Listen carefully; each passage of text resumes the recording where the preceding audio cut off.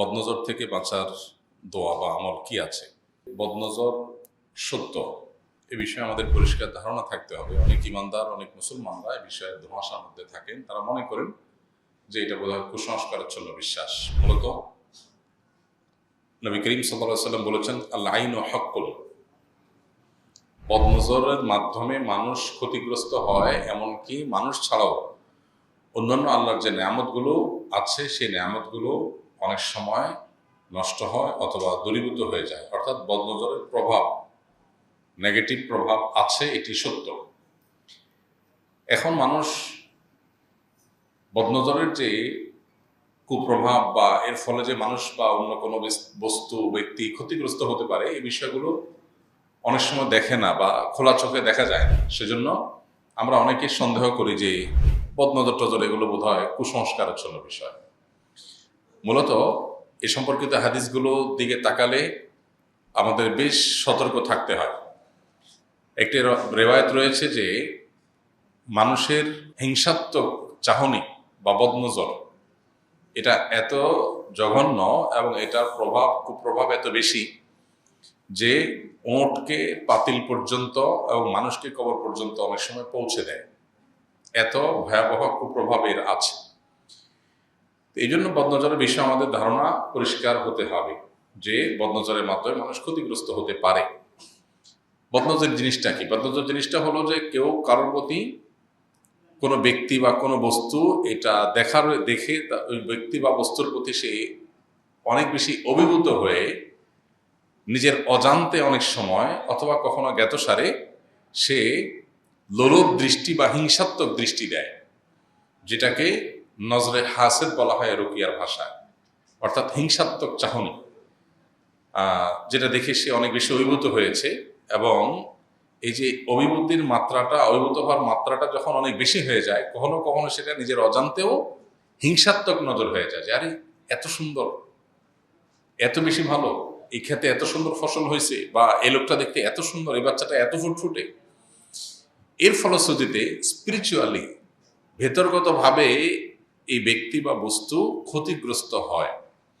অনেক সময় দেখা যায় যে আমরা মেডিকেল টেস্টে রোগ বালাই ধরতে পারি না, অথচ এটা কোনো বদনজরের কুফল। এই জন্য বিষয়গুলোর উপরে আমাদেরকে সতর্ক থাকতে হবে। এখন প্রশ্ন হলো যে বাঁচার উপায় কি, যেটা মূল প্রশ্ন, সেটার উত্তর হলো, প্রথমত বদনজর লাগতে পারে এরকম ব্যক্তি, বস্তু, জিনিস এগুলো খুব বেশি প্রকাশ করে বেড়ানো উচিত না। আজকাল দেখা যায় কিছু হলেই আমরা সোশ্যাল মিডিয়াতে ছবি দিয়ে দেই, বাচ্চাদের ছবি, ফুটফুটে সুন্দর বাচ্চা, আমি ছবি দিয়ে দিচ্ছি। আমি হয়তো এই উদ্দেশ্যে দিচ্ছি যে আমার ফ্রেন্ড সার্কেলে, পরিচিত সার্কেলে আমার বাচ্চাটাকে তারা দেখবে, দোয়া দিবে অথবা ভালো মনে করবে। কিন্তু ফুটফুটে সুন্দর বাচ্চা, এটা দেখে অনেকেরই বদনজর লাগার সম্ভাবনা আছে। সেজন্য একান্ত প্রয়োজন না হলে নিজের প্রতি আল্লাহর নেয়ামতগুলোকে প্রদর্শন করে বেড়ানো উচিত না। আপনি বলবেন যে আমাদের দেশে বা গোটা দুনিয়াতে আজকাল স্ট্রিট ফুড বেশ জনপ্রিয়। রাস্তায় যে সমস্ত খাবার থাকে একদম খুল্লম খোলা প্রদর্শন করা হয়, দেখলেই জিভে পানি চলে আসে, আকর্ষণীয়। তো এগুলো এত বেশি রাস্তাঘাটে, চারপাশে, রেস্টুরেন্টে সামনে সাজানো থাকে মানুষের চোখের সামনে। তো এগুলো দেখে বদনজর লাগে না মানুষের? উত্তর হলো বদনজর লাগে, এবং এর ফলশ্রুতিতে আমরা ক্ষতিগ্রস্ত হই, কিন্তু আমরা টের পাই না। অনেক ক্ষতি আছে যে ক্ষতিটাকে আমরা অনুভব করতে পারি না। ধরুন, আমাদের ইমানের পাওয়ার দিন দিন কমে যাচ্ছে, আমাদের আমল এর প্রতি আগ্রহ দিন দিন কমে যাচ্ছে, আমরা চেষ্টা করেও ভালো কাজ করতে পারছি না। এটা তো একটা রোগ, বাট এটাকে রোগ হিসাবে আমরা কয়জন মানুষ জানি? এরকম আরো বহু রোগ আছে যে রোগের রোগী আমরা, কিন্তু আমরা টের পাই না। কোরআন এবং হাদিস যখন কোনো বিষয় আমাদেরকে সতর্ক করে, তখন সেটা দ্বারা সতর্ক হওয়া, সেটা দিয়ে নিজেদেরকে সাবধান করা, এটা হলো আমাদের কর্তব্য। আজকের এই পৃথিবীতে যে কালচার ডেভেলপড হয়েছে, যে কালচার প্রতিষ্ঠিত হয়েছে, এটার যেই বিষয়গুলো কোরআন এবং হাদিসের সাথে সঙ্গতিপূর্ণ নয়, সেগুলো যদি গোটা পৃথিবীর মানুষও গ্রহণ করে নেয়, ইভেন আমরা বাধ্য হয়ে, নিরুপায় হয়ে যদি সেই কালচারকে গ্রহণও করতে হয়, কিন্তু আমার বিশ্বাসের জায়গা পরিষ্কার থাকবে যে এইটা আমার জন্য কল্যাণকর না, এটা আমার জন্য ক্ষতিকর নিশ্চিত। তো এই জন্য বদনজর থেকে বাঁচার প্রধান এবং প্রথম উপায় হলো যে আল্লাহর নেয়ামতকে একান্ত প্রয়োজন না হলে প্রকাশ না করা। এখন আপনার ক্ষেতের ফসল, এটা তো আপনি লুকাইতে পারবেন না, এটা তো সবাই দেখবে। যেটা প্রকাশ্য আছে সেটা তো প্রকাশ্যই, সেটা তার গোপন করার সুযোগ নেই। কিন্তু যেটা প্রকাশ না করলেও চলে, ওইটাকে প্রকাশ না করার চেষ্টা করা দরকার। যেগুলো প্রকাশিত আছে সেগুলো, যেগুলো অলরেডি প্রকাশিত আছে বা সিস্টেমটাই হলো প্রকাশ্যে থাকার। আপনি বাজারে খাবার বিক্রি করবেন, তো এটা তো লুকানোর কিছু না। আপনার শস্য, দানা, সবজি, ফল, এগুলো তো লুকায় বাক্সের মধ্যে রেখে বিক্রি করার জিনিস না। সো এগুলো প্রকাশ্যেই থাকবে, কোনো অসুবিধা নেই। কিন্তু সেগুলোতে যেন বদনজর না লাগে বা আমি যেন তার দ্বারা ক্ষতিগ্রস্ত না হই, সেজন্য কয়েকটা প্রক্রিয়া বা কয়েকটা আমল আছে। নাম্বার 1, সকাল সন্ধ্যার নিয়মিত রক্ষা কবচ দোয়াগুলো পড়া। বিসমিল্লাহির লা ইয়াদুররু মা ইসমিহি শাইউন ফিল আরদি ওয়ালা ফিস সামাওয়াতি ওয়াস সামিউল আলিম। 3 কুল, সূরা ইখলাস, সূরা ফালাক, সূরা নাস, 3 বার 3 বার সকালে, 3 বার 3 বার সন্ধ্যায়। হাসবি আল্লাহু লা ইলাহা ইল্লা হুয়া আলাইহি তাওয়াক্কালতু রাব্বুল আরশিল আযীম, সূরা তাওবার শেষ আয়াত, এটা 7 বার সকালে, 7 বার সন্ধ্যায়।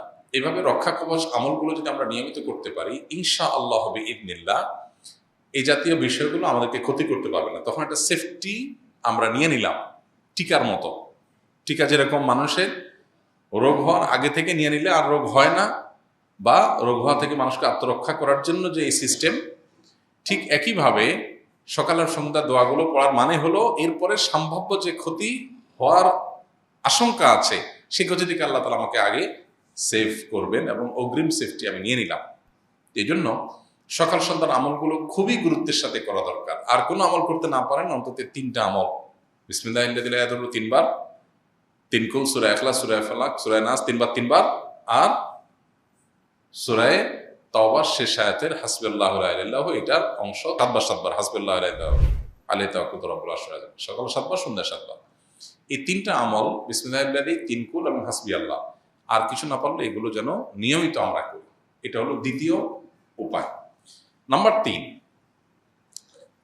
বদনজর লাগতে পারে এরকম বিষয় কেউ দেখার পর তার নিজের অজান্তে যেন বদনজর না লেগে যায়, এজন্য তার ওই জিনিসটার জন্য বরকতের দোয়া করা উচিত। নবী করিম সাল্লাল্লাহু আলাইহি সাল্লাম বলেছেন, তোমাদের কেউ যদি এমন কিছু দেখে যেটা দেখে সে অভিভূত হয়ে যায়, মা ইউআজিবুহু, যেটা দেখার পরে সে অনেক বেশি আশ্চর্য হয়ে যাবে, এত সুন্দর, এত ভালো, তখন তার অজান্তে ওই জিনিসটার বা ওই ব্যক্তির ক্ষতি হয়ে যেতে পারে তার রাক্ষসী চাহনির কারণে, রাক্ষসের চাহনির কারণে, হিংসাত্মক চাহনির কারণে, যেটা হয়তো ইচ্ছাকৃত সে করবে না, যার কারণে সে গুনাহ হবে না তার, কারণ সে জানেও না। চাহনিটা একটু আপনার অনেক বেশি অভিভূত হওয়ার চাহনি হয়েছে, এটা অনেক সময়, সব সময় না, অনেক সময় এটা নজরে হাসিদের লেভেলে চলে যায়। তো যেহেতু নিজের অজান্তে চলে যাবে, এটা যেহেতু গুনাহ না তার, সে যেন ফালিয়াদউ লাহু বিল বারাকাহ, সেজন্য ওই ব্যক্তি বা বস্তুর জন্য বরকতের দোয়া করে, তাহলে আর ক্ষতি হবে না। তাহলে এখন একটা বাচ্চা ফুটফুটে সুন্দর আপনার সামনে আসলো, আপনি যদি বলেন বারাকাল্লাহু ফীহ, আল্লাহ তাআলা এই বাচ্চাটার মধ্যে বরকত দান করুক, আরো বেশি কল্যাণ দান করুক। আপনি একটা ফসল দেখলেন, একটা ভালো কিছু দেখলেন, দেখে আপনি অভিভূত হলেন, হয়ে যদি আপনি বলেন আল্লাহ তাআলা এর মধ্যে আরো বেশি কল্যাণ দান করুক, তখন আর ওই ব্যক্তি বা বস্তু আর ক্ষতিগ্রস্ত হবে না। এটা হলো তৃতীয় উপায়, এটা আমরা করতে পারি। এখন কথা হলো যে কত মানুষ চাইবে আমি কারটা কন্ট্রোল করবো, তাহলে কি করতে পারি? এক্ষেত্রে আরবদের একটা আমল দেখা যায়, যেটা হাদিসে কোনো সরাসরি নির্দেশ নাই, তবে এই হাদিসে, যে হাদিসে নবী সাল্লাল্লাহু আলাইহি ওয়াসাল্লাম দোয়া করতে বলেছেন, বরকতের দোয়া, কোনো কিছু দেখে অভিভূত হলে, সে হাদিসের উপর আমলের একটা পদ্ধতি বলতে পারে। সেটা হলো, ধরেন কেউ নতুন গাড়ি কিনেছে, নতুন বাড়ি করেছে, বা এমন কিছু আছে যেটা দেখে অন্যদের মানে একেবারে যেটাকে বলে হিংসাত্মক দৃষ্টি পড়তে পারে, বদনজর পড়তে পারে, তখন বদনজর যেন না পড়ে সেজন্য ওই বস্তুর উপরে তারা মাশাআল্লাহ, তাবারাকাল্লাহ এই জাতীয় কিছু লিখে রাখে। এটার মানে হলো, এটা দেখে যেন যার নজর পড়বে সে যেন মাথায় আসে, ও নবী সাল্লাল্লাহু আলাইহি ওয়াসাল্লাম যে বরকতের দোয়া করতে বলছেন, তাহলে আর ক্ষতি হবে না। তাহলে সে নিজের এটা দেখার পর নিজের স্মরণ হবে এবং সে বলবে যে আল্লাহ বরকত দান করো। এই জিনিসটা আরবরা অনেক বেশি করে, যেটা বদনজর হতে পারে সেখানে লিখে রাখে। এখন ছেলের গায়ে তো আর মাশাআল্লাহ তাবারাকাল্লাহ লিখে রাখতে পারবেন না, এই জন্য ওখানে কেউ দেখে যদি বলে ওয়াও মাশাআল্লাহ বা অন্য কিছু, তারে বলবেন ভাই তাবারাকাল্লাহ বলেন বা বরকতের দোয়া করেন। আর যদি বলার মতো না হয় বা কারোর বদনজর লেগে যায়, আপনি ধারণা করছেন এটা বদনজর লেগে গেছে, দেখুন আমরা একটু চোখ কান খুললে কিন্তু দেখবো বিশেষ করে বাসা বাড়িতে বাচ্চাদের ক্ষেত্রে এই জিনিসটা একেবারে পরিষ্কার দেখা যায়। অনেক সময় নিজেদের ক্ষেত্রে হয় যে কারোর সামনে খেয়েছেন, একটু বেশি খাইছেন, কেউ হয়তো খুব রাক্ষসের চাহনি দিয়ে তাকা রয়েছে, এরপর দেখুন পেট খারাপ হয়ে গেছে। এটার কোনো সাইন্টিফিক কারণ বা ব্যাখ্যা আপনি খুঁজে পাবেন না। স্পিরিচুয়াল কারণ যে বদনজর লেগেছে। এবং বাচ্চাদের ক্ষেত্রে দেখা যায় এটা কিন্তু আসলে ওই ইসলামের প্রতি বা আল্লাহ এবং তার রাসূলের প্রতি আস্থা এবং ঈমান না থাকার কারণে, বেঈমানের কারণে ফিতনা সংকুল এই সময় অনেক মানুষ দুর্দুল্যমানায় পড়ে যায় বা সন্দেহে পড়ে যায়। কিন্তু যার মধ্যে ঈমান আছে, যে নবী সাল্লাল্লাহু আলাইহি ওয়াসাল্লাম বলেছেন মানে কি, পৃথিবীর সমস্ত ডায়াগনোসিস ভুল হতে পারে, নবী সাল্লাল্লাহু আলাইহি ওয়াসাল্লাম বলেছেন এটি সত্য যখন প্রমাণিত, বিশুদ্ধ হাদিস দ্বারা এটা প্রমাণিত, অতএব এটা ভুল হওয়ার কোনো সম্ভাবনা বিন্দুমাত্র নেই। এটা নিশ্চিত মহাসত্য, কারণ এটা মহাসত্য আল্লাহর তরফ থেকে আসে, সো এটা ভুল হওয়ার সম্ভাবনা নাই। সেই ইয়াকিন থেকে আপনি যদি একটু তাকান আপনার ফ্যামিলিতে, আশপাশে, আপনি দেখবেন দিনের আলোর মতো পরিষ্কার আপনার কাছে যে কিভাবে বদনজর মানুষকে ক্ষতিগ্রস্ত করে। অনেকে এই বিষয়গুলোকে আমরা অনেকে, এখন তো সায়েন্স এবং টেকনোলজির যুগে সব কিছুতে আমরা লজিক খুঁজি। হ্যাঁ, আমি সবসময় বলার চেষ্টা করি যে মানুষের যে সায়েন্স জানা থাকে না, মানুষ যে টেকনোলজি সম্পর্কে ওয়াকিফাল না, সেটা তার কাছে ইলজিক্যাল মনে হয়। আজ থেকে 500 বছর আগে যখন বিদ্যুৎ আবিষ্কার হয় নাই, তখন একটা ওয়ালে সুচের এখানে হাত দিলে ফ্যান চলবে, আরেক জায়গায় ঘুরবে, এটা মানুষের কাছে লজিক্যাল ছিল না। এটা তখন বললে মানুষ বলতো পাগল নাকি, চাপাবাজি করে। তো এই যে মানুষ বদনজর দিলে একটা মানুষ দূরে থেকে ক্ষতিগ্রস্ত হয়ে যায়, মুখে কিছু বলবেও না। এখন তো আপনার একটু গরম অনুভব হচ্ছে, তখন অটোমেটিক এসি চলা শুরু করবে, আবার ঠান্ডা অনুভব হচ্ছে, টেম্পারেচার কমে যাবে। এখন সেই টেকনোলজি চলে আসছে। ভয়েস কমান্ড তো কমন, তাহলে যখন ভয়েস কমান্ড পৃথিবীতে আসে নাই, তখন হাই শ্রী কলমক, হাই গুগল কলমক, হ্যাঁ, গাইরে বলল যে ওপেন দ্য ডোর।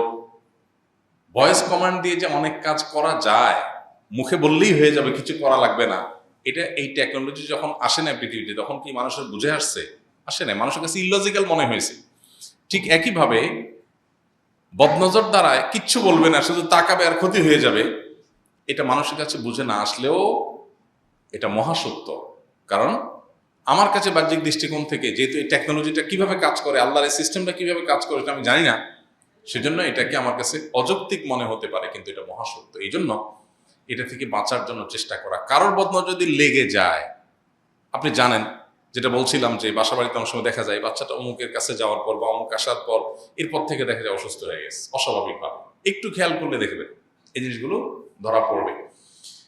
তো এরকম হলে সেক্ষেত্রে যার বদনজর লেগেছে তার উজু করা পানি বা হাত মুখ ধোয়া পানি তার কাছ থেকে চেয়ে নেওয়া গেলে ভালো। আর যদি সে মাইন্ড করবে মনে হয়, তাহলে কৌশলে কোনোভাবে তার কোনো ব্যবহৃত পানি, এটা মানে একেবারে অপরিচ্ছন্ন পানি তো আর না, নিশ্চয়ই স্বাভাবিক যে ব্যবহৃত পানি, সে পানি, বিশেষ করে উজু করা পানির কথা বলা হয়, হাত মুখ ধোয়া পানি, এটা যদি কোনোভাবে সংরক্ষণ করা যায় এবং বাচ্চার গায়ে গোসলের সময় ঢেলে দেওয়া যায়, এর মাধ্যমে বাচ্চা দ্রুততার সাথে, বাচ্চা বলে কোনো কথা না, যে কোনো বস্তু যেটা প্রতি বদনজর লাগে এটা থেকে রক্ষা পাওয়া যায়। অতএব এই ব্যাপারগুলো আমাদের খুব বেশি সতর্ক থাকতে হবে এবং বদনজর থেকে বাঁচার জন্য এই স্টেপগুলো আমাদের অবলম্বন করতে হবে।